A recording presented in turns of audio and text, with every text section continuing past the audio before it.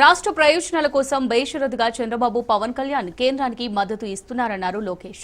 పదవులు అడగలేదు, రాష్ట్రాన్ని కాపాడాలని మాత్రమే కోరామని తెలిపారు. విశాఖ ఉక్కు పరిరక్షణకు 13,000 కోట్లు తెచ్చామని, స్టీల్ ప్లాంట్ను కాపాడుకున్నామని గుర్తు చేశారు. అలాగే రైల్వే జోన్ తీసుకురావడంతో పాటు పోలవరం, అమరావతికి నిధులు తెచ్చామన్నారు లోకేష్. రాష్ట్ర ప్రయోజనాల కోసం అన్కండిషనల్ గా ఇటు చంద్రబాబు నాయుడు గారు కానీ అటు పవన్ కళ్యాణ్ గారు కానివ్వండి, ఇద్దరు నాయకులు కలిసికట్టుగా ఇండియాకి సపోర్ట్ చేశారు.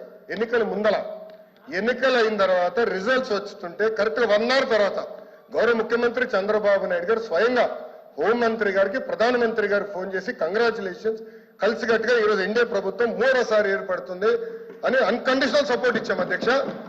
మేము పదవులు అడగలేదు అధ్యక్ష, రాష్ట్రానికి నిధులు ఇవ్వండి, రాష్ట్రాన్ని కాపాడండి, దివాలా ఎత్తేసింది, చాలా ఆర్థిక ఇబ్బందులు ఉంది, గత ప్రభుత్వం చేతకంతనం వల్ల ఇబ్బంది పడుతున్నాం, మీరు ఆదుకోండి అని చెప్తే రైల్వే జోన్ తీసుకొచ్చా అధ్యక్ష, విశాఖ ఉక్కుని కాపాడే అధ్యక్ష, చివరి అమరావతిని నిధులకి తీసుకొచ్చా అధ్యక్ష, పోలవరంకి నిధులు తీసుకొచ్చా అధ్యక్ష.